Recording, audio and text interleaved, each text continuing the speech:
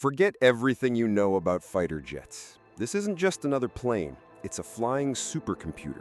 It slips through enemy radar, can take off from anywhere, even a ship's deck, and serves as the neural center of modern warfare. Welcome to the world of the F-35 Lightning II. Costly, controversial, and utterly revolutionary. But how did we get here? In the 1990s, as Cold War-era jets began to show their age, the U.S. military faced a major challenge. The Air Force, Navy, and Marine Corps all needed new aircraft, but each had vastly different requirements. The Air Force wanted a fast, stealthy multi-role fighter. The Navy needed a rugged, carrier-capable jet. The Marines demanded short takeoff and vertical landing capability. Traditionally, this would have meant designing 3 different jets, but in an effort to reduce costs and increase interoperability, the Pentagon launched the Joint Strike Fighter program. The idea was radical: build one aircraft platform that could serve all 3 branches with only minimal modifications. Lockheed Martin won the contract with their X-35 concept, and the F-35 was born. A single airframe that would come in 3 variants, each tailored to the specific needs of each branch. The F-35A is the conventional takeoff and landing version used by the U.S. Air Force and many allied nations. It's the lightest and most agile variant, equipped with an internal 25mm cannon and designed for performance from traditional runways. Countries like Japan, Poland, Finland, and Norway have purchased this model to modernize their air forces with stealth and digital warfare capabilities. The F-35B is perhaps the most technically impressive of the trio. It features a lift fan behind the cockpit and a swiveling rear nozzle, allowing it to take off from short runways and land vertically, just like a helicopter. This makes it ideal for expeditionary operations, remote bases, and amphibious assault ships. The U.S. Marine Corps and the British Royal Navy are primary users of this variant. Then there's the F-35C, the carrier variant designed for the U.S. Navy. It has larger wings for better low-speed handling, foldable wingtips to save space on crowded carrier decks, and reinforced landing gear to withstand the extreme forces of catapult launches and arrested landings. Its fuel capacity and range are also greater, enabling it to conduct extended maritime missions. But the real revolution of the F-35 isn't just in its airframe or propulsion, it's in its brain. At the heart of the jet is a powerful suite of sensors and software that enable something called sensor fusion. It means the jet doesn't just collect information, it processes it, filters it, and presents it to the pilot in a single unified view. No more juggling multiple displays or relying on wingmen for radar coverage. The pilot sees a clean, augmented reality overlay of the battlefield, targets, threats, allies, all projected directly onto the helmet visor.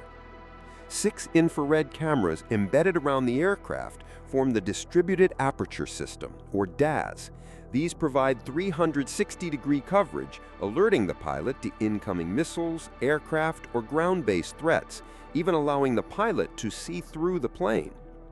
The Electro-Optical Targeting System, or EOTS, offers long-range IR tracking and laser designation, allowing the F-35 to silently mark targets for precision weapons without ever switching on a radar.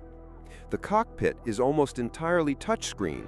The joystick is on the right, the throttle is on the left, and the rest, maps, mission data, radar, communications, is handled via a large panoramic display. But the true innovation is the helmet. It's not just protective gear, it's a command center. It shows the pilot exactly what they need to see, when they need to see it, and even allows them to look through the floor of the aircraft thanks to the external cameras. But the F-35's greatest power may be its ability to share what it sees. Unlike older jets that operated in isolated roles, the F-35 is designed for networked warfare. It can transmit real-time data to other aircraft, ground forces, ships, and command centers. It acts as a flying node in a vast information web. In combat, this allows it to coordinate strikes, detect threats beyond visual range, assign targets to allies, or even command unmanned drones. In essence, the F-35 turns a fighter pilot into a battlefield commander. Of course, this capability came at a cost. The F-35 program is the most expensive weapons project in human history.